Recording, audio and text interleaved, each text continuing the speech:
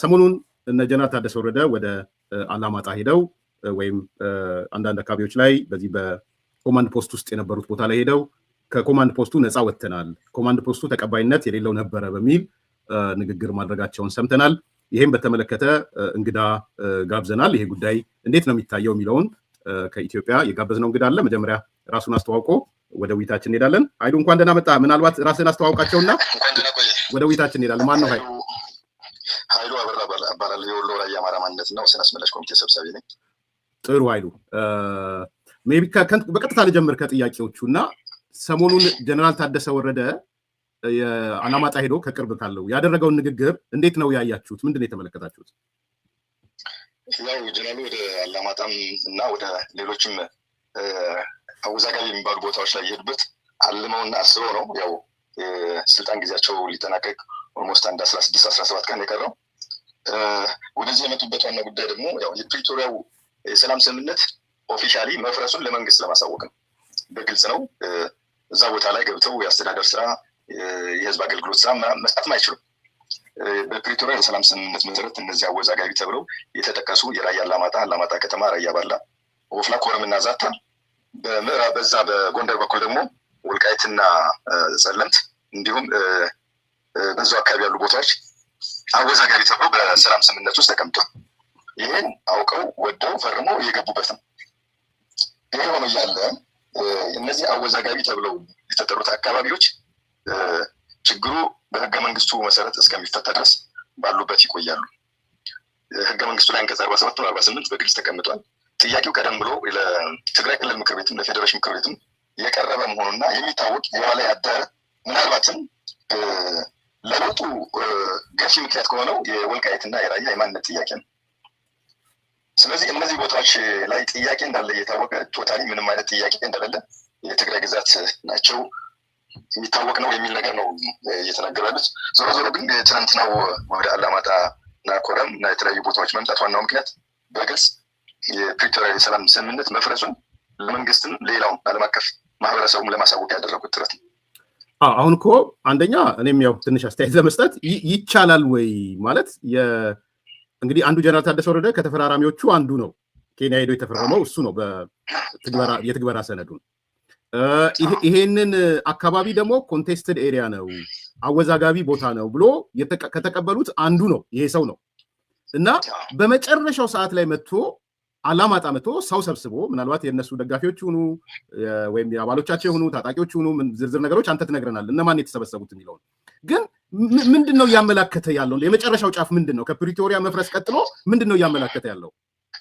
ኢንቴንሽን በቃ ችግሩን በሰላማዊ መንገድ የመፍታት አይደለም። ያው ህዝቡ እንዳልተቀበላቸውና እንደማይፈልጋቸው በጣም ጥንቅቅ አድርገው ያውቃሉ። ኢቨን አካባቢውን ቪዲዮ ልኬልሃለሁ አይተው ከሆነ ሁሉም የከተማው ነዋሪ ቤቱን ዘጋግቶ ጥላቻውን ነው ያንጸባርቁ። ወደ አዳራሽ አላማጣ ህዝብ መሰብሰቢያ አዳራሽ ላይ እንግዲህ ከጠቅላላ ከ6ቱም ወረዳ የተወጣጡ ያው የእነሱ ደጋፊዎች እና የስርዓቱ ሰዎች የሆኑ ሰዎችን ያመጡት ቶታሊ የአላማጣም የራያ አላማጣም ነዋሪዎችም አሉ። በጣት የሚቆጠሩ እንደ 10-15 የሉ ማለት አይደለም። ይህን ሰብስበው ለሚዲያ ፍጆታ ለማዋል ነበር። ግን ልዩነቱን ደግሞ ማየት ይቻላል። ባለፈው ጊዜ የዛሬ 2-3 ዓመት ከአሜሪካን ኤምባሲ ወደ አካባቢው እኮ ዘልቀው ህዝቡ ምን እንደሚፈልግ ገበያ የሚያክል ህዝብ እንዴት አድርጎ እንዳጥለቀለቀው አይተውታል። አሁን በቅርቡም ደግሞ የፕሪቶሪያ የሰላም ስምምነት እንዲተገበር ምርጫ በአካባቢም እንዲካሄድ ህዝቡ በብሎ ወጥቷል። እያዩት ነው። እነሱ የሚያደርጉት እንትን ላይ ደግሞ ምንም ነገር የለም። በመኪናቸው ነው መጥተውም ፊታቸውን ተሸፋፍነው ነው የሚመለሱት። እና እየሆነ ያለው ነገር በግድ ያን አካባቢ የመያዝ ነው። ሲጀምር አንድ ስህተት ያለው ነገር ምንድን ነው? መሬት ድህር አለው ወይ? በጣም ግራ እያጋባን ያለን ይሄ የትግራይ መሬት ነው ስትል፣ ይሄ የአማራ መሬት ነው፣ ይሄ የኦሮሚያን ስትል መሬቱ ነው ወይስ ሰው ነው?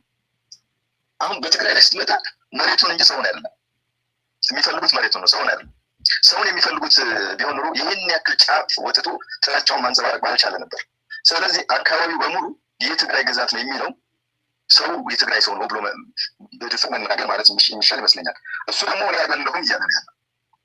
እኔ አይደለሁም ብሎ ደግሞ በሰላማዊ መንገድ በህጋዊ መንገድ ችግሩ እንዲፈታ ደግሞ በተደጋጋሚ ለእነሱም ጠይቋል። ለዓለም አቀፍ ማህበረሰቡም ለፌዴራል መንግስት ሙሉ ጠይቋል። በመጀመሪያ አካባቢ ወደ ትግራይ ሲካለል የነበረበት ሁኔታ ወደኋላ ዞር ብሎ ማየት ይቻላል። አሁን ትናንትና ነው ዛሬ ይመስለኛል ድምፅ ወያኔ ላይ የቀረበ አንድ ሰው ነበር። በግልጽ የፕሪቶሪያ የሰላም ስምምነት ፈርሷል። ይህን የሚያደርጉ ምክንያቶች ደግሞ በህግ በአይን ቢታይ በታሪክ ቢታይ እነዚህ ቦታዎች በሙሉ የትግራይ መሆናቸው የሚል ነው። እነሱ እንዳሉት እንሂድና በህግ ከታየ ወደ ትግራይ እንዲካለሉ የሚያደርግ ሁኔታ ማን ነበር? በሽግግር መንግስት ወቅት የወጣው አዋጅ 784 ክልሎችን ለማዋቀር የወጣው አዋጅ 784 ደንቡን በሙሉ በጣሰ መልኩ ነበር እነዚህን አካባቢዎች ወደ ትግራይ ያካለሉት። ሁለተኛ ይህን አካባቢ ኢህአዴግ አዲስ አበባን ሙሉ ኢትዮጵያን ከመቆጣጠሩ በፊት በረሃ ላይ ያለው የሰሩት ካርታ ነው። ስለዚህ ከህዝብ ፈቃደኝነት ውጭ ህዝብ ሳይጠየቅ ህገ መንግስት ሳይጸድቅ በኃይል ከወሰድ በኋላ በህግ ህገ መንግስቱ ላይ በህግ የትግራይ መሆኑ የሚታወቅ ነው ይላል። ህገ መንግስቱ ላይ ግን ይሄ ቦታ የትግራይ ነው የሚል ነገር አንድም አንቀጽ ማውጣት አይችሉም። አንድም አንቀጽ ይሄ እንግዲህ ይሄ አንቀጽ አለ ብሎ ሊናገሩ የሚችሉበት ሁኔታ የለም። በታሪክም ነው በታሪክም አይከራከሩም። የተወሰነ ከ1941 እስከ 48 ኃይሉ ምናልባት የሰውየውን ድምፅ ስለቆረጥኩት አንተም ትግርኛ ስለምትችል ለሰውን እኔም ሰምቼዋለሁ ትርጉሙንም ትንሽ እናሰማውና አንተ አስተያየትን ትቀጥላለህ። ለአድማጮቻችን እናሰማው። ይሄ ሰውዬ በወይን ድምፅ ላይ ወጥቶ የትግራይ አመራር ወይም ታጋይ ነገር ነው አሁን እያስተጋባ ያለው። በጣም ከፍተኛ ጥላቻ ነው እያስተጋባ ያለው። በኋላ መለስበታለሁ፣ ግን የተወሰነውን እንስማውና ሀሳቡን ትሰጣለህ። ቪዲዮን ላቅርበው መጀመሪያ። ጽቡቅ ሕቶ እዩ። ኣብ ትግራይ ከራኸርቲ ዝበሃሉ ቦታታት የለውን። ንዝኾነ ከባቢ ንዝኾነ ክልል ዘከራኽሮ ከራኸርቲ ተባሂሎም ክስምዑ ዝኽእሉ ቦታታት የለውን። ተባህላ እውን ብጣዕሚ ጌጋ እዩ። ሕዚ ተመከራኸርቲ ተባሂሎም ዝፅውዑ ዘለዉ ምዕራብ ትግራይ ዞባ ምዕራብ ከም ዞባ ሙሉእ እዩ። ፀለምቲ ሰሜን ምዕራብ ብዙሓት ወረዳታት ዝሓቆፈ ኣብ ዞባ ደቡብ ድማ 6 ወረዳታት 5-6 ወረዳታት ዝሓዘ እዩ ማለት እዩ። እዚኦም ክልሎም ደሚርካ ወሲድካ ዳርጋ ፍርቂ ትግራይ እዮም ዝኮኑ ዘለዉ ወይም ድማ ልዕሊ 4% ናይ ትግራይ ክኾኑ ዝኽእሉ ብጣዕሚ ሰፊሕ ግዛት ትግራይ እዩ ማለት እዩ። ስለዚ ፍርቂ ትግራይ ያው ማንዛ ፍርቂ ትግራይ ኣከራኻሪ ተባሂሉ ክፅዋዕ ወይ ኣከራኻሪ ክኸውን ኣይኽእልን። ኣከራኻሪ እውን ኣይኮነን። ብምንታይ ኢና እዚ ነረጋግፆ? ብሕጊ መንግስቲ ኣንፃር ርኢና ብሕጊ ኣከራኻሪ ኣይኮነን። ሕገ መንግስቲ ናይ ትግራይ መሬት ምዃኑ ደንጊጉ እዩ ማለት እዩ። ብታሪክ ኣከራኻሪ ኮይኑ ይፈልጥ። ብተፈጥሮ ብጂኦግራፊ ያው ትግራይ እዩ። ኣብኡ ዝነብር ህዝቢ እውን ህዝቢ ትግራይ እዩ። ከምቶም ካሊእ ከባቢ ኃይሉ ይበቃል። አይ ቲንክ አድማጭ ተመልካቾች የምንነጋገረው ከኃይሉ አበራ ጋር ነው። የወሎ ራያ ማንነት አስመላሽ ኮሚቴ ሰብሳቢ ጋር ነው የምናወራው። እየተነጋገርን ያለ ነው። ትርጉሙን ለሰዎቹም ንገራቸውና ይሄ እንግዲህ ዛሬ የቀረበ ነው፣ በሰፊው እያነጋገር ያለ ነው። ያንተንም ነገር ንገረን ከነ ትርጉሙ። አሁን ሆነን ስናየው የፕሪቶሪያው የሰላም ስምምነት ሙሉ በሙሉ ፈርሷል። አከራካሪ የሚባል ቦታ የለም። እነዚህ አከራካሪ ብለው የያዟቸውና የሚጠሯቸው በምዕራብ ትግራይ ብሎ ወልቃይትና ጸለምትን፣ በደቡብ ትግራይ ብሎ 5 ወይም 6 ወረዳዎች፣ እነዚህ በህግም በታሪክም በሁሉም ነገር የትግራይ መሬቶች ናቸው። ስለዚህ እኛ አከራካሪ የሚባል ነገር አናውቅም፣ አንቀበልም የሚል ነው። ሙሉን የተወሰነውን ሁሉ ሰምቼዋለሁ። ያን ብቻም አይደለም። እሺ ጨምርበት። የፕሪቶሪያው የሰላም ስምምነት ላይ ሄደው የፈረሙት ሰዎች ራሱ ታደሰ ወረደም ጭምር ነው እንግዲህ ፈራሚ የሆነው። የትግራይን ህዝብ ጥቅም በሚጎዳ መልኩ ትግራይን ለማፍረስ ሆን ብሎ መደረግ የሌለበትን ነገር ነው ፈርሞ የመጡት። ምክር ቤት ለማፍረስ፣ መንግስት ለማፍረስ፣ ውድብን ወይም ህወሓትን ለማፍረስ ተስማምተው ነው ከፌዴራል መንግስት ጋር የመጡት። ያልተሰጣቸውን ተልእኮ ነው ፈጽሞ የመጡት የሚል ነገር ነው ሲናገር ሰምቼዋለሁ። የሚገርመው ነገር በአንድ በኩል ፕሪቶሪያ ሰላም ስምምነት ይፈጸም ብለው ያው ብዙ ጊዜ ያው ይጮዋሉ። በሌላ በኩል እንደገና ደግሞ የፕሪቶሪያ የሰላም ስምምነት እንዳልተቀበሉ ደግሞ አሁን ደግሞ ይናገራሉ። ቀደም ሲልም እንደ ደብረጽዮንም ሲናገሩት ነበር። ወደ ዋናው ቁም ነገር ስንሄድ እኛ ከምን በላይ የመጀመሪያው ችግሮች በሰላማዊና በሰላማዊ መንገድ እንዲፈቱ በምንም አይነት መልኩ በጦርነት እንዲፈታ የምንፈልገው። ኃይሉ ስፒከር ላይ ነው ያደረከው። ምናልባት ሬጉላር እንትን አድርገው ድምፁ ትንሽ እንትን አለ። እስቲ አሁን ተናገር። አሁን ጥሩ ነው። እኛ አሁን ችግሮቹ በሰላማዊ መንገድ እንዲፈታ በጣም እንፈልጋለን። በምንም አይነት መልኩ ግጭትን አንፈልግም። ሲጀምር ይህን ህገ መንግስት ዘርና ጎሳን መሰረት ያደረገ የክልል አወቃቀርም ለራያ ህዝብ የሚስማማም አይደለም፣ የሚፈልገውም አይደለም። በዋናነት ደግሞ እኛን ጎድቶናል። እንደ ሰው የዜግነት ፖለቲካ ሆኖ እንደ ሰው ሁላችን በስራችንና በተግባራችን እንጂ በማንነታችን የምንካለልበትና የምንፈረድበት ሁኔታ ህዝቡም አይፈልገውም። እንደ ግለሰብ ወደ እናንተ እንመጣለን። ኃይሉ ግን እዚህ ላይ እናስረግጥና እንሂድ። አንደኛ አከራካሪ የሚባል ቦታ የለም። ምዕራብ፣ ሰሜን፣ ደቡብ ትግራይ የሚባል የትግራይ ነው 40% ወዘተ።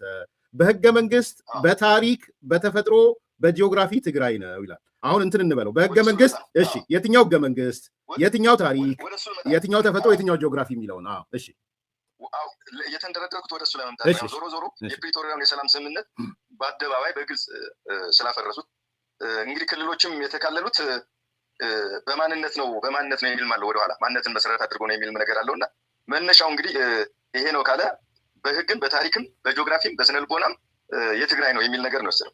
ይሄን በጭብጥ ማስረዳት ይቻላል፣ መከራከር ይቻላል።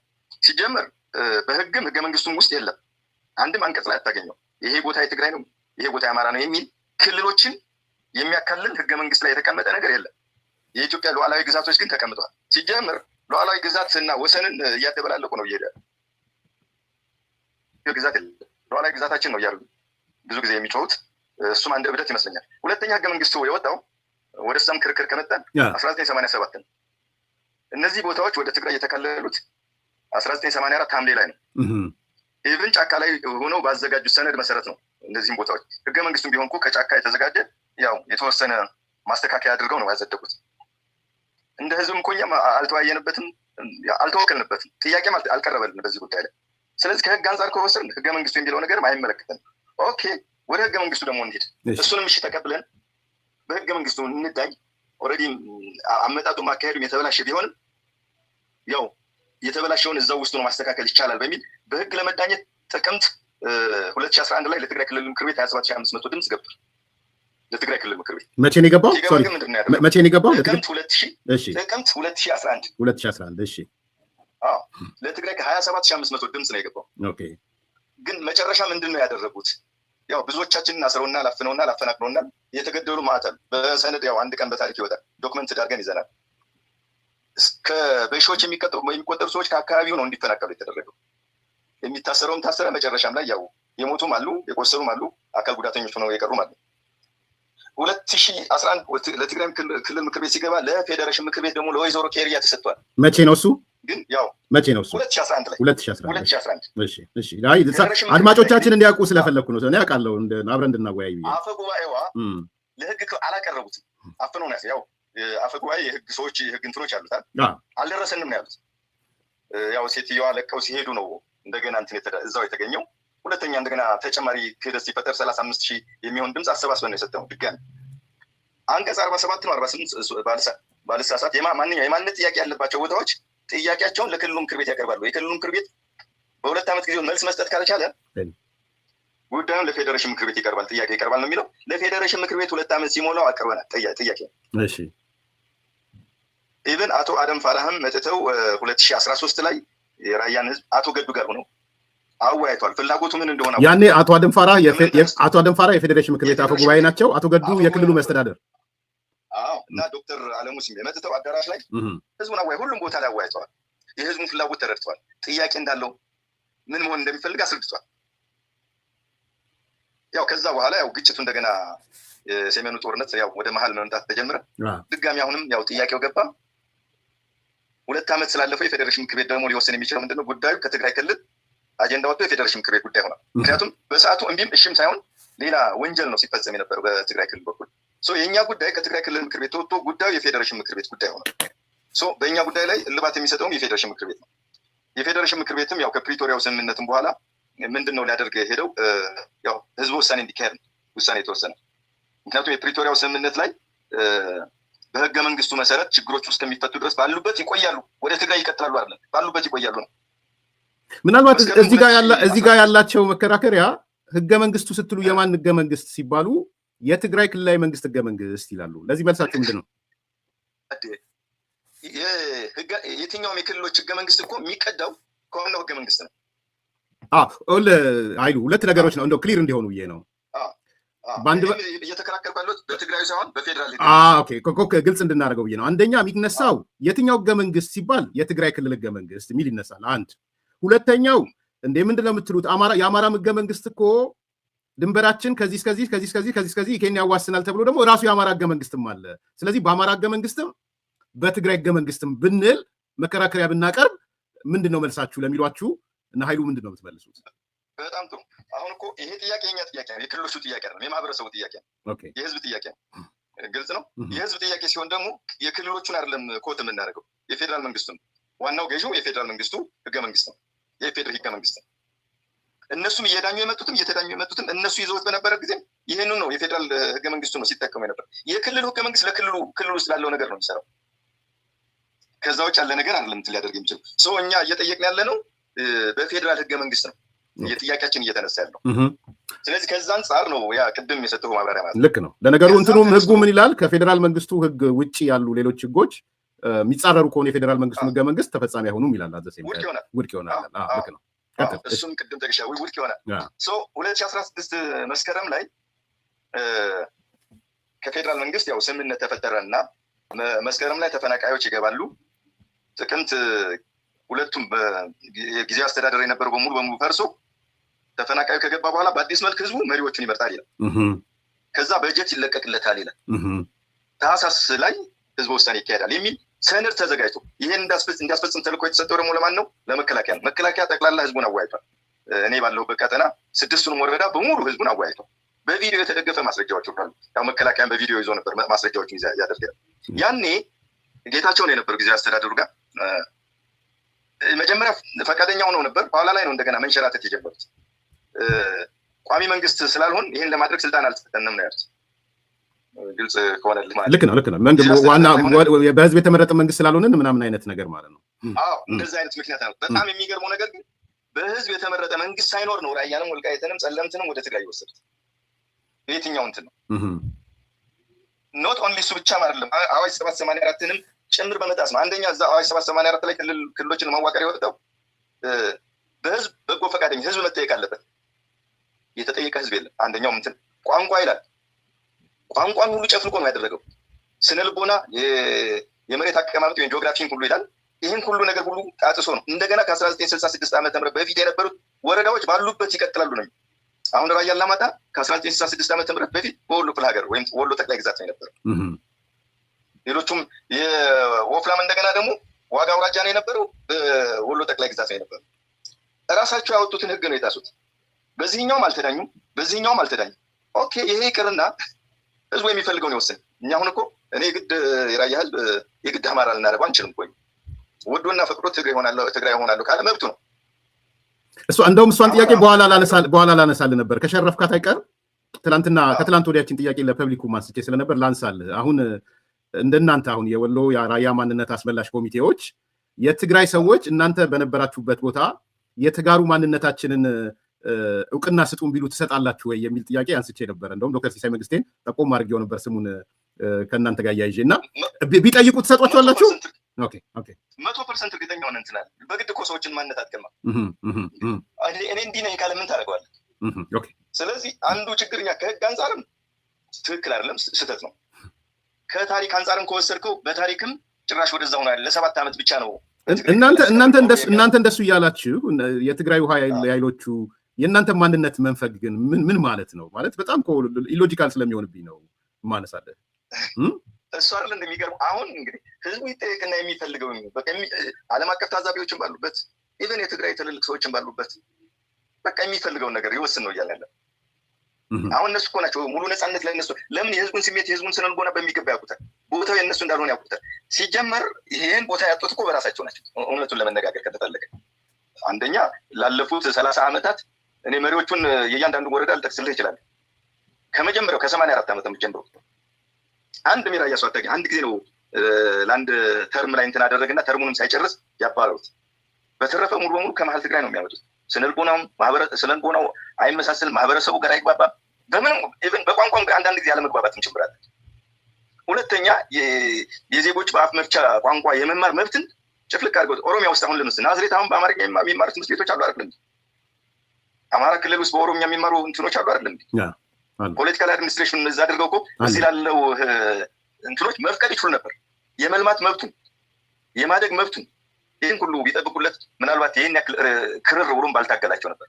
ዞሮ ዞሮ ግን እነሱ ሰውን አልፈለጉ። ሰውን የማጽዳትና አካባቢውን መሬቱን ብቻ የመውሰድ ፍላጎት ነው የነበረው። ከእንትን አንጻር ስህተት ነው። ሁለተኛ ከስነ ልቦና አንጻር ወይም ከጂኦግራፊ አንጻርም ካልክ እኔ ምሳሌ ልስጥህ። ከዚህ ከመሆኒ አካባቢ ጀምር እስከ ኬሚሴ ስትል የቤቶቹን አሰራር ተመልከት። የሰውን አለባበስ፣ የሰውን ስነ ልቦና ኢቭን ቆቦና መሆኒ እኮ ይሄኛው ራያ ትግርኛ እየተናገረ ይሄኛው አማርኛ እየተናገረ ገበያ ይገበያያል፣ አብሮ ይውላል፣ ይጋባል፣ ይዛመዳል። አንድ አይነት ስነ ልቦና ነው ያለው። ቋንቋው አፌክት አላደረገው በምንም አይነት መልኩ እንትን አያደርግም። የመሆኒው ሰው አረካውን እንግዲህ አማርኛ በደንብ የማይችለው አሁን የመሆኒ ሰው አካባቢ ነው። የራያ አላማጣ ሁለቱንም ይናገራል፣ ሁለቱንም ቋንቋ ይናገራል። ያኛው ሙሉ በሙሉ የራያ ትግርኛ ነው ይናገራል። ግን ምንድነው ስትለው ትግራዋይ ነኝ አይደል? እንግዲህ ራሱ የራሳቸው ሰውን በጥናት ሄዶ አጥንቶም እኮ እንዲህ አይነት መልስ ነው የሰጣቸው። ስለዚህ በጂኦግራፊ በመሬት አቀማመጥን ብትለው ጭራሽ እኮ ነው የማይገናኝ፣ በስነ ልቦናም አይገናኝ። ዞሮ ዞሮ ስነ ልቦናም አለውን በል፣ በታሪክም አለውን በል፣ በህግም አለውን በልና ነፃ ፍቃድ እስቲ ለህዝቡ እንስጠው። እኛ በእርግጠኝነት ይህ ህዝብ ያለምንም መሸማቀቅ ትግራዋይ ነኝ ካለ በቃ አክሴፕት ማድረግ መቀበል ብቻ ነው ያለብን። እኔ ካልተስማማኝ እኔ ለቄ መውጣት ያለብኝ እንጂ በግድ እኔ እንትን አላደርገውም። ጥሩ፣ ወደ መፍትሄዎቹ እንመጣለን። ችግሮቹ መጀመሪያ እናንሳቸው ብዬ ነው። አንድ ነገር ደግሞ መንገዱን ላሳስበው፣ የቦታን ጉዳይ ዶክተር ደብረጽዮን እንትና ሐዋሳ ላይ በነበረው ውይይት የምታስታውስ ከሆነ የመሬት ጉዳይ ያጣላን ነው ያሉት ሲል ነበር።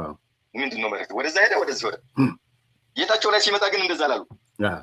ቅድም ኢንተርቪው ሲያደርግ የድምፅ ወያኔ ላይ ቅድም ከነበረኝ ሙሉም ቢሰማው ወልቃይት ሄዶ እኛ መሬቱን አይደለም ሰው እንትን ይሁን እንጂ ሰው ነፃ ሆኖ የሰውን ነፃነትና ክብር የምንፈልገው አይነት ነገር ነው፣ ስለ መሬቱ አላሳሰበውም የሚል ነገር ተናገሩና በጣም ነው ኃጢአቱን አብዝተውት የነበረው። ግን ዶክተር ደብረጽዮንም ሐዋሳ ላይ 2010 ላይ በግልጽ ነበር የተናገረው። እነሱ ጋር ሲሆን እንትን ያደርጋል። ሌላው አንድ በቂ ማስረጃ አሁን እሱ ከታሪክም ጋር እንደማይገናኝ በቂ ማስረጃ ልሰጥ የሚችለው የተወረሱ ቤቶች ትግራይ ላይ ተመልሰዋል። የተወረሱ ቤቶች እነዚህ አወዛጋቢ የሚባሉ ቦታዎች ግን የተወረሱ ቤቶች ቤት ለባለቤት አልተመለሰም። ምን ስለሆኑ? ስለዚህ ቦታው ይሄ መቼም 1984 ላይ ነው። አይሉ አልገባኝም። በውርስ ቢመለስ ከእናንተ ትግል አንጻር ምን እንደሚጠቅማችሁ ኦኬ ለማለት የፈለጉት ትግራይ ላይ የተወረሱ ቤቶች በአዋጅ ተመልሷል። ትግራይ ናቸው የተባሉ ቦታዎች በሙሉ እነዚህ አወዛጋቢ ቦታዎች ትግራይ ስላልሆኑ ግን አልተመለሱም። ግልጽ ነው። መቼ ነው ይሄ? ማለት ከህገ መንግስቱ በፊት ነው አይደለ? ይሄ ከህገ መንግስቱ 1984 ላይ ቤት ለባለቤት ብለው እስከ 85 መልሰዋል። ያው የደርግ ሰዓት እንደሆነ እኔ ምንድን ነበር አስቤ የነበረው ነባር ባለቤቶቹ የእናንተ ማህበር የኛ ማህበረሰብ ነው የምትሉት የተፈናቀሉት ናቸው ወይ የሚል ጥያቄ ስለነበረኝ ነው። ምን አገናኘው? አይደለም፣ እኔ ከህግ አንጻር ነው ያነሳው። ከታሪክም እነሱ ስላነሱት እነዚህ ቦታዎች ትግራይ አለመሆናቸው ራሳቸው አረጋግጠዋል። ሲያስተዳድሩት አልነበረም። ያረጋገጡበት መንገድ ትግራይ በሙሉ በመላው ትግራይ ቤት ለባለቤት ሲመልሱ በደርግ ጊዜ የተወረሱ 1998 አዋጅ በደርግ ጊዜ የተወረሱ ቤቶች ነበሩ። ትርፍ ቤት ለመንግስት ተብሎ ተወርሶ ነበር። እነዚህ የተወረሱ ቤቶች በሙሉ ተመልሰዋል ትግራይ ውስጥ። እነዚህ አወዛጋቢ የሚባሉ ቦታዎች ላይ ግን ትግራይ አይደሉም ብለው እነሱም ስለሚያምኑ እነዚህ ቦታዎች ላይ ቤቶች አልተመለሱም። ቤት ለባለቤት አልተመለሰም። አሁን ህገ መንግስትን አብራራን፣ ታሪክን አብራራን፣ ተፈጥሮና ጂኦግራፊ ነው አሁን እያነሳልኝ ያለው አይደል? እሺ ቀጥል። የሰው ስነ ልቦናም ተፈጥሮም በቃ ሁሉን እኔ እንትኑን ነው ዝም ብሎ ኤኒ ገበሬውን ብትጠይቅ ምንድን ነው ብትለው አፉ ተያይዞ እኔ ወሎዬ ነኝ ነው። የአኗኗር ዘይቤ፣ የቤቶቹን አሰራር፣ አለባበሱን፣ ሀዘኑ፣ እንጉርጉሮ የወሎ ህዝብ ጋር ቤት አምጥተው ነው ከእንትና ጋር የሚያመሳስሉት፣ ከትግራይ ጋር የሚያመሳስሉት። ተውና እነዚህ ቀርቶ ኮንቴስቲድ ኤሪያ ከሚባሉት ውጭ ያሉት እንኳን ራሱ ወደዛ የሚያመሳስል ነገር የላቸው። ወደ ታሪክ ከተመጣ በጣም ብዙ ነገር ነው። ምክንያቱም እነሱም የሚያነሱት ነገር አለ፣ እኛም የምናነሳው ነገር አለ። ዞሮ ዞሮ ሰው በታሪክ አይኖርም። እኔ መሬት የሰው ነው፣ የሰው ልጅ ነው መቅደም ያለበት። ይሄ መሬቱ የማን ነው የሚባል እዛው ያለው ማህበረሰብ ነው። እዛ ያለው ማህበረሰብ ከሆነ ደግሞ እዛ ያለው ማህበረሰብ የሚፈልገውን የፖለቲካ አስተዳደር የመወሰን መብት ሊኖረው ይገባል። ወደ ትግራይ ነው የሚስማማኝ ካለ ወደ ትግራይ መሆን መብቱ ነው። ወደ አማራ ነው ከተባለ ወደ አማራ መመለስ አለበት። የአስተዳደር ወሰኑ መካለል ያለበት በህዝቡ በጎ ፈቃድ እንጂ እነሱ በሚፈልጉት ነገር መሆን መቻል የለበትም። ኦኬ ጥሩ። እነሱ አይደለም ራያ ደሴም የትግራይ ነው ብሎ የደሴ ህዝብ ትግራይ ይሆናሉ ካለ እኮ መብቱ ነው። በቃ ወደ ትግራይ ተስማምተኝ ትግራይ ውስጥ እካለላለሁ ካለ መብቱ ነው። ጥሩ። ከጊዜ አንጻር አይሉ ጥሩ። ከጊዜ አንጻር እንትኑን ችግሩን እንድናየው ባለፉት 2 ወራት በእነዚህ አካባቢዎች የተፈጸመውን ግፍ ብትነግረን ደስ ይለኛል። አድማጮችም እንዲሰሙት በቢቢሲ በምናምን ላይ ያቀረባችሁትን የተናገራችሁትን መረጃዎች አይቻለው፣ ለእኔም ልካችሁልኛል። እኔም ሳቀርበው ነበር እና ያለፉት 2 ወራት 3 ወራት በተለይ መከላከያው ለቆ ወጣ ከተባለ ጀምሮ በዛ አካባቢ እየተፈጸሙ ያሉት ግፎች ምንድን ናቸው? ጎላ ጎላ ያሉትን 1 2 3 እያልክ ንገረን። መከላከያ እንደወጣ በቃ ጠቅላላ ህዝቡ ነው ነቅሎ የወጣው። ምክንያቱም አፈናም ዝርፊያም ወዲያውኑ የተጧጧፉ መከላከያም እዛው እያለ ኮማንድ ፖስቱም እዛው እያለ አስተዳደሩ እንደፈረሰ ያው በግልጽ ሰው ይሞታል። የሚሞተው ሰው ጠያቂም የለም፣ ለሚሞተው ሰው ተጠያቂም የለም። ህፃናቶች ይደፈራሉ፣ የ8 ዓመት የ9 ዓመት ህፃናት። ይህም በማስረጃ ሁሉ ነው የሰጠው። አሁን ላይ ከ75,000 ህዝብ በላይ ተፈናቅሎ ነው ያለው። የሚገርመው ነገር ባለፈው ተፈናቃይ እኛ ቀድመን ያስገባ ነው። ተፈናቃይ የሚባል ነገር እንዳይኖር ኢቨን ሽማግሌ እስከ መሆን ድረስ ልከን ነው ያስገባ ነው። ከታጣቂ ኃይሎች ውጭ ምንም አይነት ተፈናቃይ ራያ ውስጥ አልነበረም። ያው በኃይል ሰብሮ እስከሚገቡ በኃይል አካባቢ እስከሚገቡ እነሱ ሲገቡ ግን ከ75,000 ህዝብ በላይ አፈናቅሏል። በዛ ጋር ተፈናቃይ አልገባም እያሉ ይላሉ። በዚህ ደግሞ ሌላውን ህዝብ ያፈናቅላል። የሚፈልጉት ምንድነው? መሬቱን ነው እንጂ ሰውን አይደለም እንትን እያደረጉት ያለው እና በጣም አስቸጋሪ ሁኔታ ነው ያለው። የት ነው ያለው ተፈናቃዮች የት ነው ያሉት? አይደል ቆቦ ላይ ያለ ይሄ እኮ አይ ለአዲስ ኮምፓስ ቤተሰቦች እንድትነግረን ብዬ ነው። ሳላውቀው ቀርቶ በጣም ከፍተኛ ቆቦ ላይ በጣም ከፍተኛ ቁጥር ያለው ተፈናቃይ አለ። ሰቆጣ ላይ አለ፣ ወልዴ አለ፣ ደሴም ይሄዳሉ። ያው ዘመድ እዛ ስትፈናቀል ደግሞ በጣም ብዙ ነገር ይቸግራል። ዘመድ ወዳለህ ነው የምትበረው። ዘመድ ወዳለበት አካባቢ እስከ አዲስ አበባ ድረስ ተፈናቅሎ የመጣ ህዝብ ነው ያለው እና ተበትኖ ያለ ህዝብ ነው። ትምህርት ቤቶች በነገራችን ላይ ላለፉት 2 ዓመት ተዘግተው ነው ያሉት። የትምህርት ቤቶች የጦር ካምፕ ሆኗል። የወያኔ የጦር ካምፕ ሆኗል። የትምህርት ቤት ንብረቶች ሙሉ በሙሉ የወደሙበት ሁኔታ ነው ያለው። የጤና ተቋማቶች አገልግሎት ኦን ኦፍ እየሆነ ነው ያለው። ያው ብዙ ሰው ለደህንነቱ ስለሰጋት ጥሎ ወጥቷል እና በጣም አስቸጋሪ የሆነ ህይወት ነው አሁን ማህበረሰቡ እየሄደ ያለው እየተገጠ ያለው። ላለፉት 5-6 ዓመት ከበጀት ውጭ ነው የነበረው። አሁንም ከበጀት ውጭ ሆኖ ነው እየቀጠለ ያለው። የጦር ቀጠና እየሆነ ነው። አሁን ላይ አካባቢውን የውጊያ ቀጠና በማድረግ ለማውደም ነው እየተዘጋጁ ያሉት። ዞሮ ዞሮ ይሄ ግን የሚጠቅም አይደለም።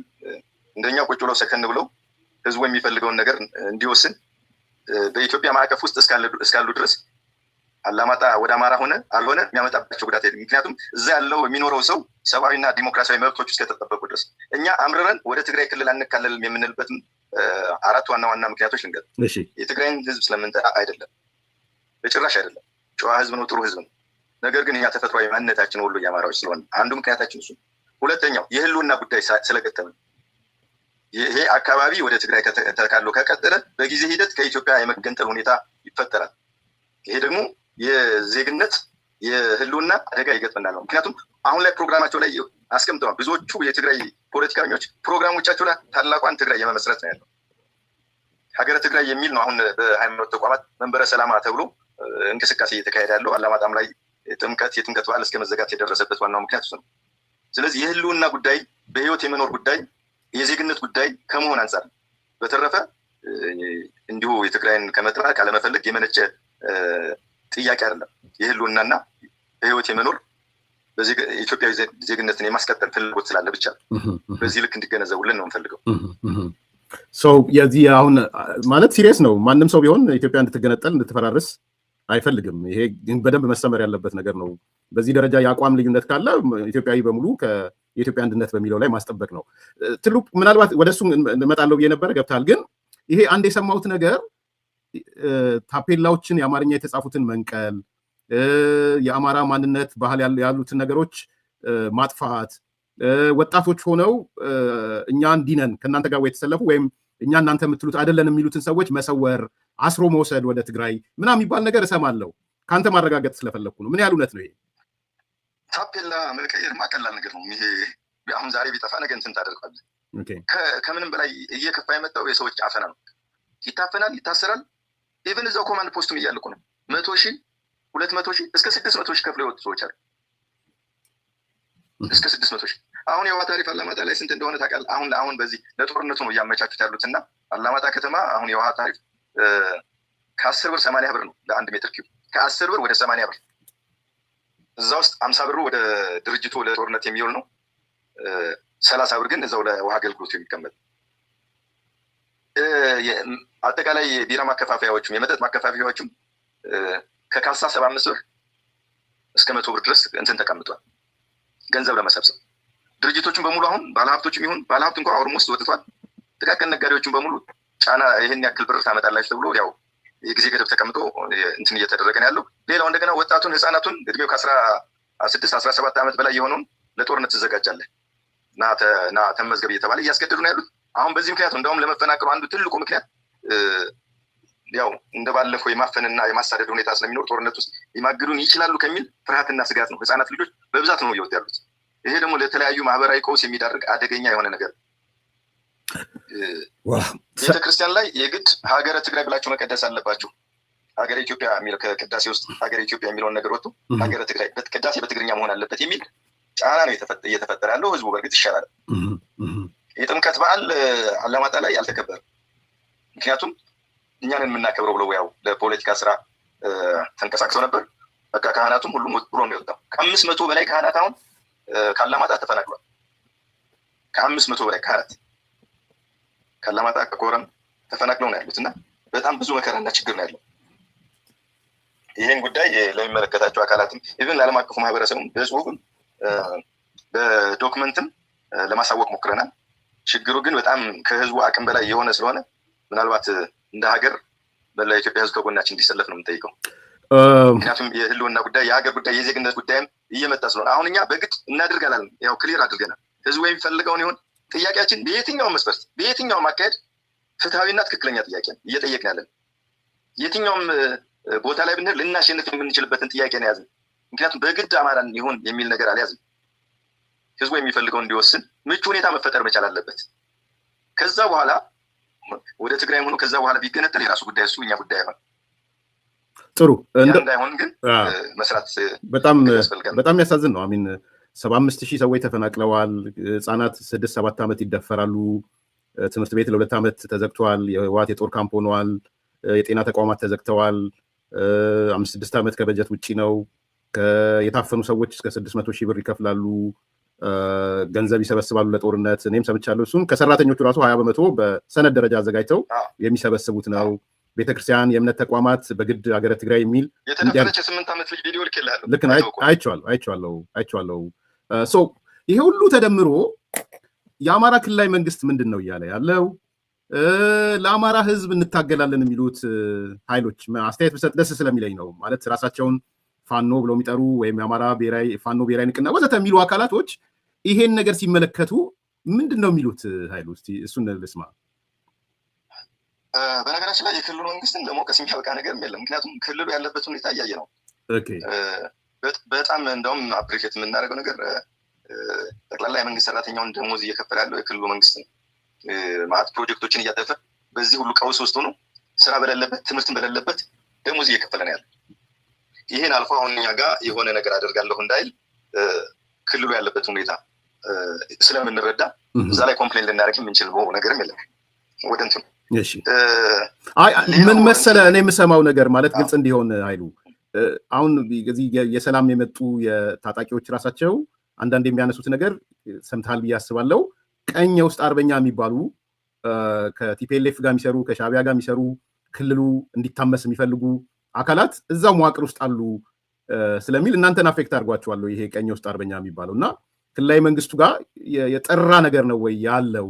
ለዛ ነው እየጠየቅኩ ያለሁት። አንደኛው አሁን ዲቴል ማን ምን ውስጥ አለ የሚለው ነገር ያው ከእንትን አንጻር ለኔ የሚከብድ ነገር ነው። እንደ ክልል መንግስት ግን የክልሉ መንግስት የሚወስደውን ነው። እዛ ጋር ያለውን ነገር ማጥራት ያለበት የክልሉ መንግስት ነው። አፌክት አድርጓል ወይ? አዎ አድርጓል። ምንም ጥያቄ የለው። የአማራ ክልል መበጥበጥ ነው እኛ ለዚህ ሁሉ ችግር የዳረገን። ይሄ በጣም ግልጽ ነው። መጀመሪያ ጥያቄው ምን ነበር? የአማራ መሰረታዊ ጥያቄዎች የወሰንና የማንነት ጥያቄዎች ናቸው። በዚህ ልክ እነዚህ የወሰንና የማንነት ጥያቄዎችን ወደ ጎን አድርገህ ወደ ሌላ የምታሰብ ከሆነ የኛ አጀንዳ አይደለም እሱ። እኛ አሁን የፖለቲካ ጥያቄ የለን። እኔ አሁን በግል ጠይቀን የስልጣንም የፖለቲካ ጥያቄ የለን። የእኔ ጥያቄ የህልውናና የማንነት ጥያቄ ነው። አሁን እንደ ወሎ ራያ የአማራ አስመላሽ ኮሚቴውም ቢሆን የማንነት ጥያቄው እንዲመለስ ነው። ከዛ በኋላ ሁሉም እንደየፍላጎቱና እንደየእንትኑ ሊሄድ ይችላል። እየሆነ ባለው ነገር ላይ ግን እጅግ በጣም እያዘን ያለ። ምክንያቱም ብዙ ተስፋ ያደረግንባቸው ነገሮች በአጭሩ ነው የተቀጩት። መጀመሪያዎቹ 2015 እና 16 ግማሽ ላይ እኮ ህዝቡ እንዴት ሰላም አግኝቶ ቶሎ ብሎ ወደ ልማት ገብቶ እንደነበርና አላማጣ ከተማ ውስጥ ብቻ 13,100 ምናምን ተማሪ ነው ተመዝግቦ ትምህርት ገበታ ላይ የነበረው። ይሄን ነው በአንድ ጊዜ በአንድ ጀንበር ከትምህርት ገበታ ውጭ ሆነ ኒርሊ ወደ 60,000 የሚሆን ተማሪ ነው ከትምህርት ገበታ በእነዚህ አካባቢዎች ከትምህርት ገበታ ያወጡት። እኔ ሌሎቹ ጥያቄ የስልጣን ጥያቄ እንጂ የሌላ ጥያቄ አለ ብዬ አላምንም። እሱን ይሄ መንገድ ያዋጣ ነበር ወይ? አማራን የሚያጠፋ ስራ ነው እየተሰራ ያለ። እዛ ላይ ዲቴል መግባት አልፈልግም። እሺ ወደ ታጣቂዎቹ ዋጋ ምክንያቱም እኛ አሁን በብዙ አቅጣጫ ተወጣጥረን ያለን እዛ ያለው ማህበረሰብ ከብዙ አቅጣጫ ነው ቀስተን ተወጥሮበት። ስለዚህ ጠላትነትን እየቀነስ ነው የሚሄደው። የኛ ክሊር የሆነ ስታንድ አለ። የኛ ክሊር የሆነው ስታንድ ምንድን ነው? ጥያቄያችን በሰላማዊ መንገድ እንዲፈታ እንፈልጋለን። ግን እየተፈታ አይደለም። ዘገምተኝነት አለ። እውነቱን ለመናገር በፌዴራል መንግስት በኩል ነው። ምንም ጥያቄ የለውም። ሁለት ያኔ ቃል በተገባው መሰረት ወደ ተግባር ተሄዶ ቢሆን ኑሮ ምናልባት ግጭቱንም ሊቀንሰው ይችል ነበር። 2016 መስከረም እስከ ታህሳስ ባለው ጊዜ ውስጥ በጣም ጥሩ ኢንቫይሮንመንት ነው የነበረው። ምክንያት ሊፈጠርበት የሚችል ሁኔታ አልታየኝም። ከዛ አንጻር ጠንከር ያለ አቋም ሲወስድ አይታየኝም በፌዴራል በኩል። ኢቭን በኃይል ሰብረው ገብተውም መግለጫ እየተሰጠ የመጀመሪያ ጊዜ መግለጫ ተሰጠ። ከዛ በኋላ ግን ተለማመድ ነው። አሁን እኮ ሁሉንም ወንጀሉንም መታፈኑንም መገደሉንም ተለማመድ ነው። ህዝቡ አሁን ተለማምዶታል። በቃ ኖርማል አይነት ነገር አድርጎ የመውሰድ እና በጣም ብዙ ውስብስብ አስቸጋሪ ጉዳዮች አሉ። በአንድ በኩል ደግሞ ስታየው ያው የእኛም ብቻ ስናይ እንደ ሀገር ደግሞ የተደቀነ ችግር አለ። ከቀጠናው ጋር የተያያዘ በጣም ብዙ ችግሮች አሉ። እነዛ ችግሮች ደግሞ አፌክት እያደረጉን መጥተዋል እያስባል። ዞሮ ዞሮ በዛም አለ በዚህ ግን አልተመቸንም፣ ለህዝብ አልተመቸንም። በየትኛውም የታጠቀውም ኃይልም አልተመቸውም። በፌዴራል በኩልም ቁርጥ ያለ አቋም ባለመወሰዱ አልተመቸንም።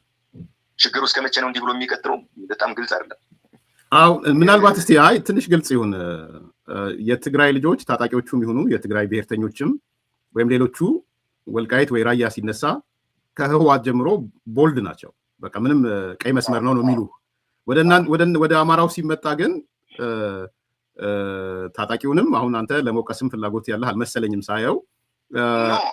ምክንያቱም ማለት በዚህ በኩል የኤርትራ መንግስት ህወሓት ምናምን አብሮ እየሰራ እየታየ 75,000 ተፈናቅለዋል ብለን እያልን ይህንን ኃይል ቦልድሊ በመግለጫም በምንም ማትቃወሙት ከሆነ ምንድን ነው የምትጠብቁት?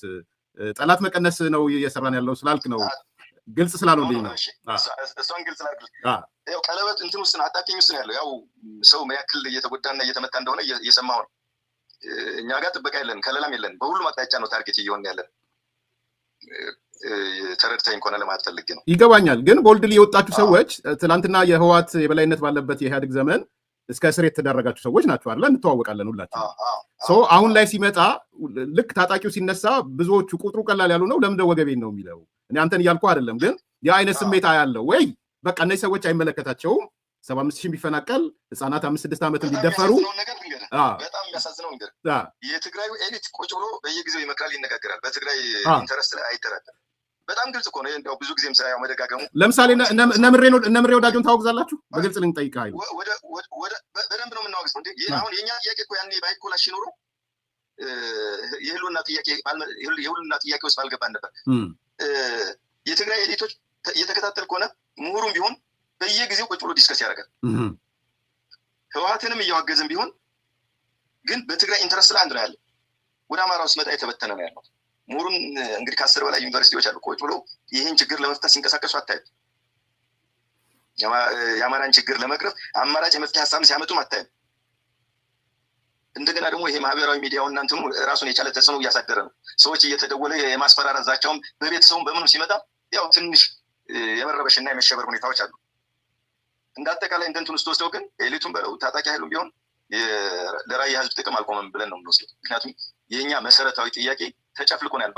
በግልጽ እንኳን ለማታ ላይ ያው እየተደበደበ እየታፈነ እየታሰረ ነው። ለምን እንዴት ብሎ የሚጠይቅ እነ ምሬ ወዳጆ ከቲፒኤልኤፍ ጋር እየሰሩ ነው ብላችሁ ታምናላችሁ? አታምኑም?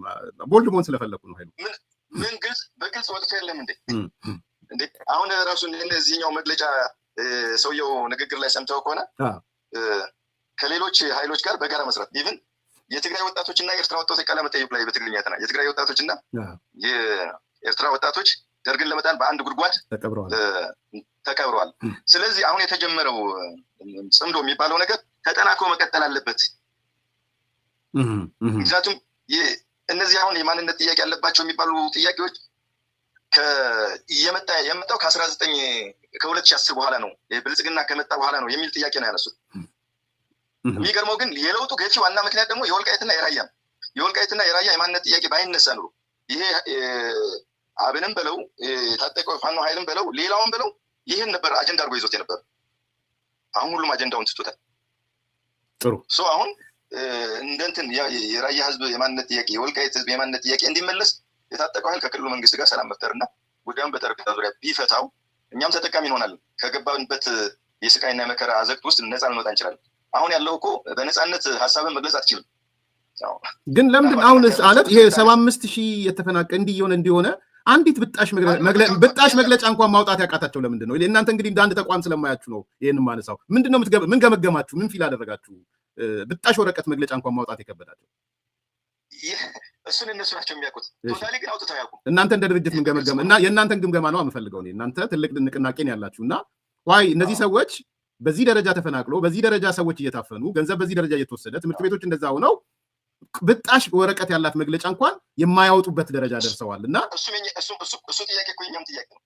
ኦኬ እየገረመንም ያለው እንትን እሱ ነው። አንዱ እንትን ምንድነው አፍተር ኦል መጨረሻው ምንድነው እንዴ? ሌላው ቀርቶ እሺ መጨረሻ ሄደ እኮ ጠረጴዛ ላይ ነው የምትቀመጠው። ይሄ ሁሉ ሰው ሳያልቅና ሳይሞት ቁጭ ብሎ በጠረጴዛ ዙሪያ ላይ ችግሩ መፍታት አይቻልም ነው። እኔ አሁን የማንነት ጥያቄውን ስናነሳ የማንንም ፈቃድ ጠይቀን አይደለም፣ የማንንም ፈቃድ ጠይቀን ግን ይህን ጥያቄ ለማኮላሸት ደግሞ ያው ማዕት ሴራዎች ነው እየተሸረቡ ያሉት። ቲፒኤልኤፍ እኮ ስራውን አይፈታም። የተለያየም ገብረ መስቀል ከበደም ብሎ ይመጣል፣ ወልደ ማርያም ተሰማ ብሎ ይመጣል። ማን ነው ምንድነው አታውቀውም። ጎን ያለውን ጭምር እኮ ነው የምትረዳው። ዞሮ ግን እኛ አሁን እንደንትን መፍትሄ ሊሆን የሚችለው ችግሮችን ቁጭ ብለው በጠረጴዛ ዙሪያ ቢፈቱ የሁላችንም ችግሮች ይፈቱ ይችላል። በቃ ሌላ ጥያቄውን ለእኛ አይተውልን። እኛ በህግ አግባብ ነው እየጠየቅን ያለ ነው። ይሄ በህግ አግባብ ስንጠይቅ ደግሞ ህዝባችን ጋር ያለውን የማንነት ጥያቄ ምን ያክል ስር የሰደደ መሆኑን በሚገባ ስለተረዳ ነው። ጥሩ። አሁን ያለንበት አካባቢ ላይ ግን እየተፈጠረ ያለው ችግር ቤተሰብ ነው የሚታፈንበት፣ ቤተሰብ ነው የሚዘረፈው። ብዙ ጣጣዎች አሉት። ኦኬ፣ ወደ መጨረሻው እየሄድኩ ነው። ለምርጫ ቦርድ ደብዳቤ ያስገብታችሁ ነበረ የምርጫ ውድድር ያው የውሳኔውን ተከትሎና እኔ አይቼዋለሁ አንብቤያለሁ። ግን ከአንተ እንድንሰማ ምንድነው ምርጫ ቦርድ የወሰነው? የቀጣዩ ምርጫስ በዛ አካባቢ እንዴት ነው የሚሆነው? ኃይሉ የምርጫ ቦርድ ኦልሬዲ ከፌዴሬሽን ምክር ቤት የተሰጠው ትዕዛዝ መሰረት በእነዚህ አወዛጋቢ የሚባሉ 5 ቦታዎች ላይ ለህዝብ ተወካዮች ምክር ቤት እንዲወዳደሩና ምርጫው እንዲካሄድ ውሳኔ ተወሰነ። በመሀል ያው የስምረት ፓርቲ ጥያቄ ክስ አቀረበና ያው ምርጫ ቦርድን የከሰሰው ሲጀመር ፌዴሬሽን ምክር ቤትን አይደለም፣ ምርጫ ቦርድን ከሰሰ።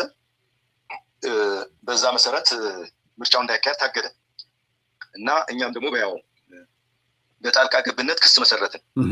በመሀል ያው አቶ ጌታቸው ክስን አንስቻለሁ አለ። ያው ክሱ ከተነሳ በኋላ ደግሞ ፍርድ ቤቱ የወሰነው ውሳኔ ምንድነው? ባቀረቡት ማመልከቻ መሰረት ክሱ ተነስቷል። እግዱም እንዲነሳ እናደርጋለን። ያው ፍርድ ቤት ለፌዴሬሽን ምክር ቤት እግዱ እንደተነሳ ጽፏል።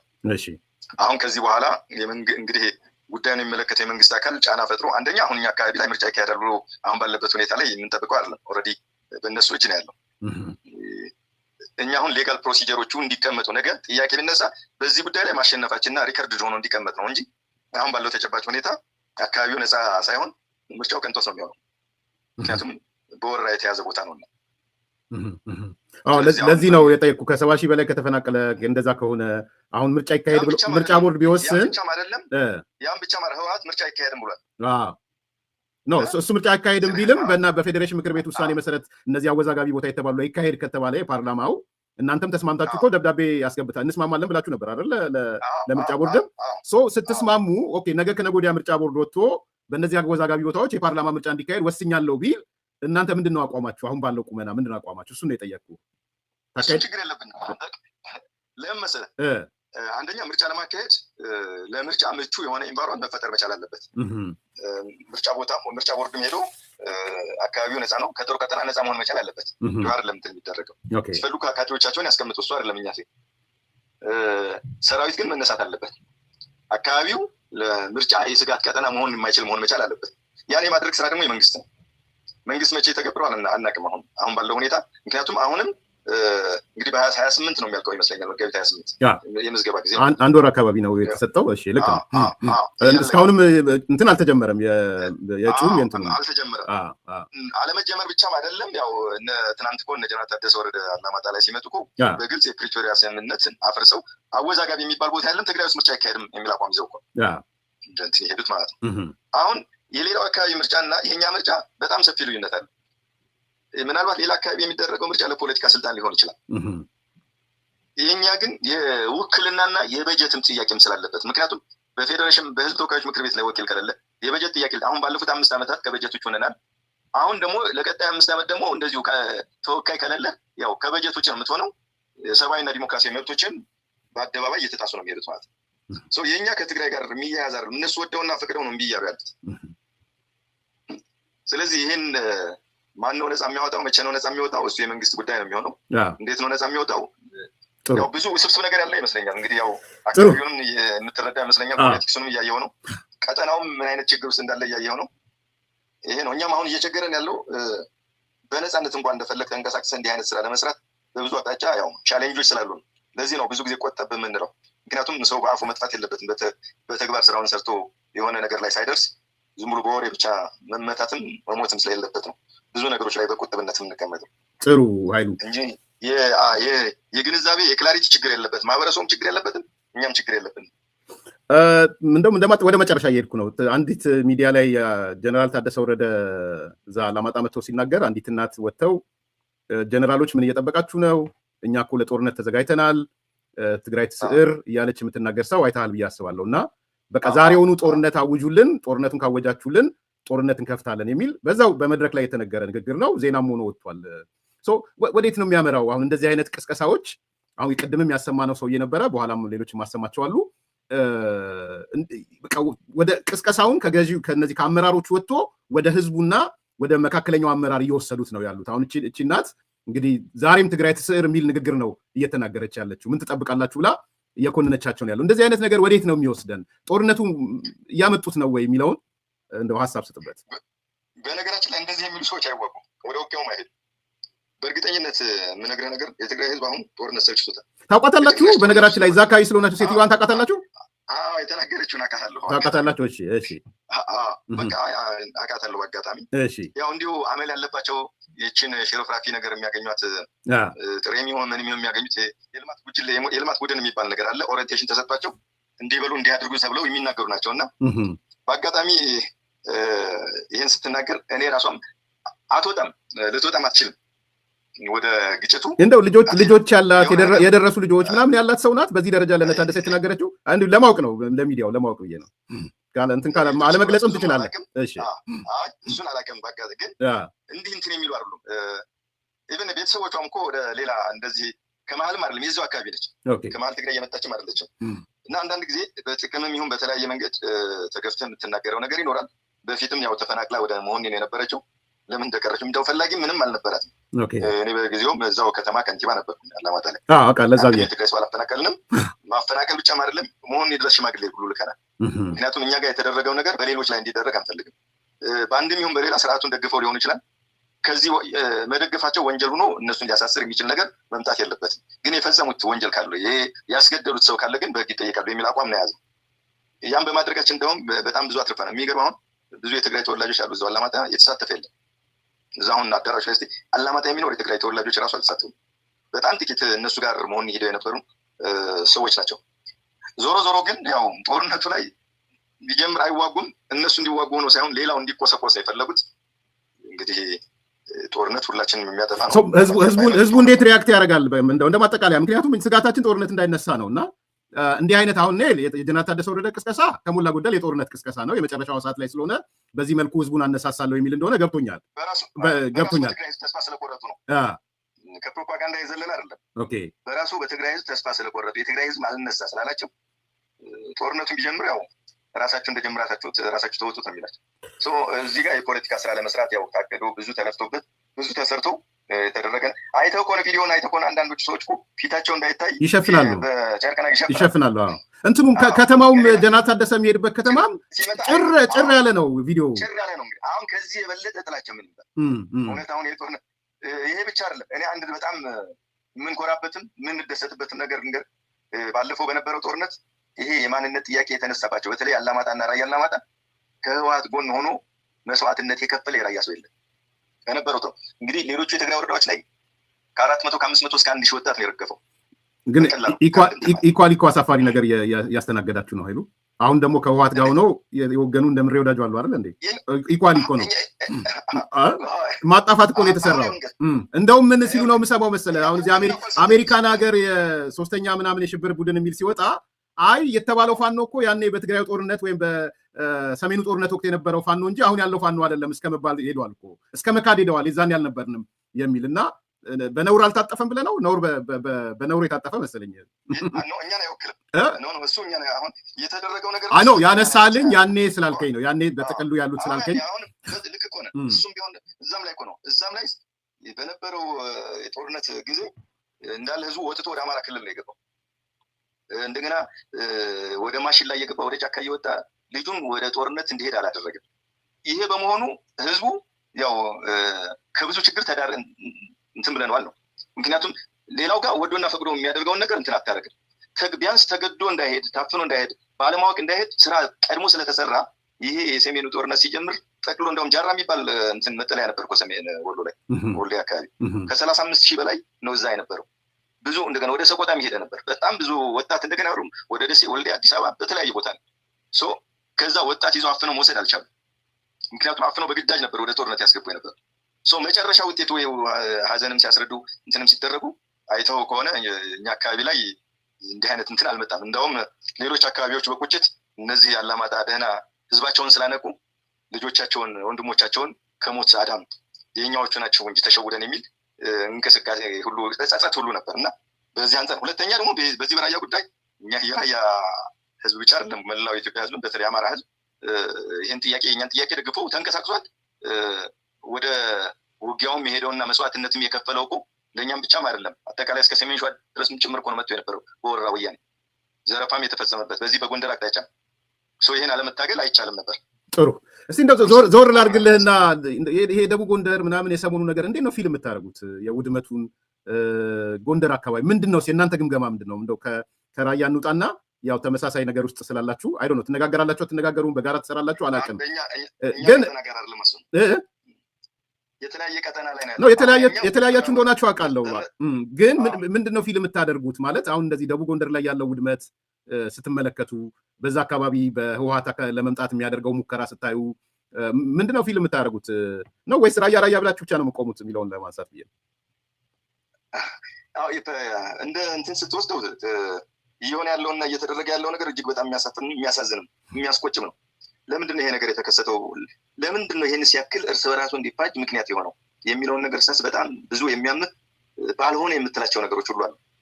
ምክንያቱም ቁጭ ብሎ ችግሮችም ካሉ በንግግር መፍታት እየተቻለ አሁን ያው በደቦ የሚካሄድበት ወቅት ላይ መድረሳችን ምን ያክል ወደኋላ እንደቀርን የሚያሳይ ነገር ነው እና እንትኑ በጣም አሳዛኝ ነው፣ አሳፋሪ ነው። ትግራይ ላይ ይሄ ነገር አይፈጠርም። በእርግጠኝነት አሁን በወረራ ቢኬድ ወደዛ አይፈጠርም፣ አያስነኩም። አንድም እንደዛ አይነት ነገር በዛኛው ነው ሻዕቢያ መጥቶ እንደዛ እንኩትኩት ያደረጋቸው። ወደኛ አካባቢ አልመጣም። እዛ በአክሱም እና በአድዋ አካባቢ ነበር በዛ ይንቀሳቀስ የነበረው እና እንትኑ በህወሓት በኩል አያስነኩም። ችግር እንዲፈጠር ሲፈልግ ጦርነቱም እኛ ክልል ላይ እንዲሆን ነው እየሰሩ ያሉት። እሱን ማክሸፍ አለመቻል አለመንቃት ትንሽ በጣም ያሳዝናል። ለምንድን ነው ይሄን ያክል ወንድም ከወንድሙ ጋር የሚጋጨው? ለመነጋገር ምንድን ነው በር የተዘጋበት? ማን ነው ይሄ በጣም ግልጽ ስለሆነ እና የራስህን ንብረት የራስህን ሀብት የራስህን ወንድም ማጥፋት ጤናማ ነው ብዬ ማለት ነው። ማን የዘጋበት አይሉ ማን የዘጋበት የሚል በጥያቄ ምልክት ከምናልፈው ያንተ ግምገማ ምንድን ነው? ምን በፌዴራል መንግስት ደረጃ ነው? በክልል ደረጃ ነው? በታጣቂዎቹ ዘንድ ነው ወይስ ምንድን ነው? ማን የዘጋበት? ይሄ ደግመህ ስለ ውይይቱ ስላነሳ ንግግር ያስፈልጋል። እንደገባኝ ከሆነ ታጣቂው ከመንግስት ጋር መሰለኝ ሳስበው፣ አንተ በደንብ እንትን በለው። የቱ ጋር ነው ብሎ እንትን የምታየው? ጎንደር ላይ የወደመው ንግግር በጣም ያስፈልጋል ያልኩት ማና ማን ይነጋገሩ አልገባኝም። ማና ማን ነው እንዲነጋገሩ የፈለገው? ንግግር ያስፈልጋል። ወደ ጦርነት የገባው ታጣቂው ኃይል ችግሩን በኃይል ለመፍታት መሞከሩ ትክክል አይደለም እኮ እያልኩ። ኦኬ እሺ፣ ችግሩን በንግግር መፍታት ይቀል ነበር። ለንግግር የሚያግድ ምንም ነገር የለም ነው። ምክንያቱም ሄዶ እንዲሁ መቼ የት ላይ ነው የምታቆመው? እስቲል ታጣቂው ለአማራ ኮዝ ነው እየተዋጋ ያለው የሚል ስሜት አለ አሁን በዚህ ሰዓት? የለኝም። ምንድን ነው የምነጋገሩ ታዲያ? የአማራ ኮዝ ከሌለው ምንድን ነው የምነጋገሩ ማለት? እንዲሁ እየጠየቅኩ ነው፣ እንደ ዴቪል አድቮኬት እየወኩኝ ነው ባይሉ በነገራችን ላይ እና የአማራ ኮዝ በነበረው ሰዓት የመጀመሪያ ኮዝ የነበረው እንትኖቹ ነበር። አንደኛ የወሰንና የማንነት ጥያቄዎች ኤግዛክትሊ አንዱ በቃ 4-5 ቢሆኑ አንዱ ኬዝ ይሄ ነው የነበረው። እናንተ የያዛችኋቸው ትንሽ ኮንፊውዝ እንዳይደረግብኝ እናንተ የያዛችኋቸው የአማራ ጥያቄዎች አሉ፣ የማንነት የህገ መንግስት ጥያቄ ወዘተ ብቻ የአማራ ጥያቄዎች የሚባሉ እነሱን ጥያቄዎች ይዞ ነው ወይ አሁን ደቡብ ጎንደር ላይ እንደዛ እየፈጸመ ያለው? እነሱን ጥያቄዎች ይዞ ነው ወይ እናንተ ይሄ አላማጣ አካባቢ ሁሉ ሲፈጸም ዝም ጭጭ ያለው ብጣሽ ወረቀት ያልጻፈው? እና ዘሶኮልድ ይነጋገሩ የሚለው በራሳቸው የአማራን ኮዝ ይዘው የሚሄዱ አድርጎ እንዳይመስል ነው ወይ የአማራን ኮዝ ይዘው ነው ወይ እኛ እኮ ለማንም ውክልና ሰጠን ሲጀመር ገብቶሃል አሁን ኤርሚያስ ታገልልኝ እንትን ልበልልኝ አላልኩም እኮ በደል ደርሶብኛል ማንነቴ ተጨፍልቋል የህልውናና እንትን አደጋ ደርሶብኛል እንደዛ ከሆነ ደግሞ ያን ያደረሰውን አካል ነው መምታትም መቅጠምም ካለበት ማለት ነው ሰው መጀመሪያ ላይ የመጀመሪያ ሰውን ማነሳሻ ሆኗል ይሄ ማንነት ጥያቄው ማለት ነው በተለይ የፕሪቶሪያ የሰላም ስምምነት እንትን እንደተደረገ ህወሓት ትጥቅ አልፈታም አንዱ እንትን ችግር የፈጠረው እሱ ይመስለኛል የመጀመሪያ ትጥቅ አልፈታም ህወሓት ሰው ትጥቅ ሳይፈታ ያው ህወሓት ደግሞ ሴራውን መስራት ይችልበታል በተለያየ መንገድ ማለት ነው ተወናብዶም አውቆም አስቦም አቅዶም ይወጣ ይኖራል አሁን እኛ ግልጽ አድርገን እየተናገርናል ጥያቄያችን በሰላማዊና በሰላማዊ መንገድ ይፈታል በግጭት የሚፈታ ነገር ይኖራል ብለን ማናም የኛን ሐሳብ ነው የኔ ስለ የህዝቡን ጭምር ችግሩ በሰላማዊ መንገድ በህዝብ ወሳኔ በህዝብ ወሳኔ ሆነ የምንፈልገው ኢቭን በኃይል እንዲፈታ አንፈልግም ምክንያቱም በኃይል ሲፈታ ነገ በኃይል ደግሞ የሚቀለበስበት ሁኔታ ሊፈጠር ይችላል አንድ ሁለተኛው በህዝቦች መካከል የሚኖረው ግንኙነት ይሻክራል ወንድማማችነትና እህትማማች በሰላም አብሮ የመኖር ነገር ሊቆርጥ ይችላል ምክንያቱም ተለያይተህ የምትለያይ አይደል አንድ ህዝብ ነው ስለዚህ የኛ እያልን ያለ ነው ከዚህ ባሻገር ያሉት አካሄዶች ትክክል አይደሉም ኦኬ ከዛም አልፎ እኮ እኛ እኮ ለችግሩ በሰላማዊ መንገድ እንዲያልቅ ከአላማጣም ሽማግሌዎችም ሄደው ለመፍታት ሁሉ ብዙ ጥረት ተሞክሯል አልተሳካም አሁን እየሆነ ያለው ነገር ግን የኛን ህልውና ራሱ የሚያጠፋ ነው የማንነት ህልውናችን አደጋ ውስጥ የሚከተል አሁን እኮ እኛ በነፃነት አንንቀሳቀስም በቦታው ላይ ጥሩ ኃይሉ ጥሩ ጊዜ ነበር የነበረን ቆይታ ምናልባት በእኔ ችግር ምክንያት ማንሳት ኖሮብኝ ያላነሳው ነገር ካለ ለአዲስ ኮምፓሶች አንሳ ከ1500 በላይ ሰዎች አሉ ይሄ ነው እንዲያቁልኝ የምንፈልገው የኛ እንቅስቃሴ ይሄ ነው የመጣ ያለው ነገር ይሄ ነው የምትለው የጎደለ ነገር አለ የምትለው አንሳልና እንሰነባበት በቃ እኛ አሁን የምንፈልገው ችግሩ በሰላማዊ መንገድ እንዲያልቅ እንፈልጋለን ምክንያቱም ከግጭትና ከጦርነት የምናተርፈው ነገር የለም ስለዚህ የትግራይ ህዝብ ጫና ፈጥሮ በእኛም በኩል ጫና ፈጥረን በሰላማዊ መንገድ ህዝብ የፈለገውን እንዲወስድ እድሉን ልንሰጠው ይገባል በቃ ወደ ትግራይ አስተዳደር እቀጥላለሁ ካለ እኛ እንትን አናደርግም በቃ መብቱን የምንሰጠው ለህዝቡ ነው በነፃነት ግን ሊመርጥ ይገባዋል አማራ ነኝ ካለ ደግሞ አስገድደህ ልትወስደው አትችልም የመሬት ጉዳይ አይደለም መነሳት ያለበት መሬት ከህዝብ ተነጥሎ አይሄድም መሬት የህዝብ ነው ህዝብና መሬት እነጣጥለህ የምታስኬደው ፖለቲካ ሊኖር አይችልም እና እኛ ችግሩ በሰላም እንዲፈታ በጣም እንፈልጋለን ሌላው ግን በጊዜ ሂደት ነገሮች ልቦና ገዝተው በሰላማዊ መንገድ የሚፈታበትን መንገድ እንዲፈጠር እንፈልጋለን ጥሩ አሁን እየሆነ ያለው ክልሉ ግን እጅግ በጣም በሚያሳዝን ሁኔታ ነው ያለው በዚህን ያክል ከልማት ፈቀቅ እንዳይል እየተደረገ ያለው ነገር እና የለማውም የነበረውም ነገር እየወደመ እየጠፋ ያለው ነገር በጣም የሚያሳዝን ሁኔታ ነው ያለው ከዚህ በኋላ የሰዎች ሞት ይበቃል ሰላማዊ ድርድር ሰላማዊ ንግግር ያስፈልጋል እኛ የሚጠቅመን ከሰላም ነው የምንጠቀመው ብለን ነው የምናስበው ጥሩ በመጨረሻ እንደው ሰዎች ኃይሉ አበራ ከዚህ በፊት እንዳይሰራው ምናምን ነበረ አሁንስ ምን ላይ ነው ይሄ የአስመላሽ ኮሚቴውስ ደረጃው ምንድነው ስላሉ ማንነትህን ንገራቸውና እናጠቃለን እዚህ እየጠየቁኝ ስለሆነ እኔ አሁን ላይ የወሎ ራያ አማራ ማንነትና ወሰን አስመላሽ ኮሚቴ ሰብሳቢ ነኝ ቀደም ሲል መምህር ነበር ዳይሬክተርም ነበር ለአንድ 25 ዓመት ሁለተኛ ደረጃ ትምህርት ቤት አላማጣ ታዳጊ ዋና ጥምጋ ሁለተኛ ደረጃ ትምህርት ቤት ከዛም ያው አላማጣ ቴክኒክ ኮሌጅ ዲን ነበርኩ በግል ደግሞ በተለይ በአራት አይነት የንግድ ፍቃድ ያው በጽህፈት መሳሪያ በኮምፒውተር አክሰሰሪዎች እና በትምህርት መርጃ መሳሪያዎች ንግድ ተሰማርቼ ስራ ነበር ይሄን ይመስላል እንግዲህ ከንቲባም ነበር ካለ መጨረሻ ላይ የእንትኑ ከንቲባም ወደ ከንቲባ ያመጣኝ እንትኑ ምን ይሄ 2015 ላይ አካባቢ ነፃ ሲወጣ ህዝቡ በቀጥታ ነው የመረጠው ፖለቲካል አሳይመንት አይደል ሲጀምር ኦኬ ያው ጥያቄ ያለው በህዝብ በቀጥታ ነው እንትን ያደረገው እንደ ህወሓት ጊዜ በእንትን በቀጥታ አምቶ የሾመ ወይም እንትን ያደረገ የለም ህዝቡ ነው በቀጥታ የሾመ በቂ ነው አሁን ራስህን ጠብቅ ብለውሃል አዲስ ኮምፓሶች ራስህን ጠብቅ ሌሎቻችሁም ራሳችሁን ጠብቁ ወቅቱም ራሳችሁን የምትጠብቁበት ስለሆነ ለዛሬው ብዙ ሪዘርቭድ በጣም ገብቶኛል እንዲገባውም ነው ሌላውም ያነሳሁት ግን ብለውሃል ራስህን ጠብቅ ብለውሃል እነ ሳሚ የሚባሉ የአዲስ ኮምፓስ ቤተሰቦች መልእክት ላስተላልፍ ብዬ ነው በዛው ይገባናል የምታደርጉት ነገር እሺ አይሉ ዜር ይስጥልኝ እሺ አመሰግናለሁ